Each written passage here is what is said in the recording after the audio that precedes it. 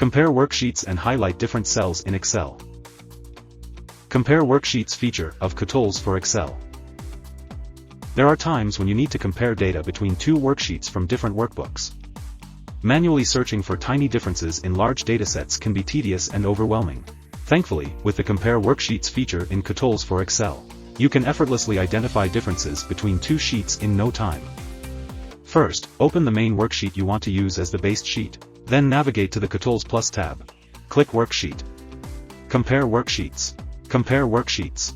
In the Compare Worksheets dialog, the current sheet is under Main Worksheet section. Please go to the Lookup section, and click the Browse button to choose the lookup sheet that you want to use compare with the current sheet. Once you add the second sheet, the two sheets are displayed side by side in the window. Click Next. Under the Mark Results section, set the way you want the different cells to show. Under the Mark the Formulas section, check Match Formula to compare formulas between two worksheets. Under the Mark Results with Color section, set colors for 3 different results. Cells different in Main Sheet and Lookup Sheet. Cells that exist only in Main Worksheet. Cells that exist only in Lookup Worksheet. Click OK. The comparison results are now displayed side by side.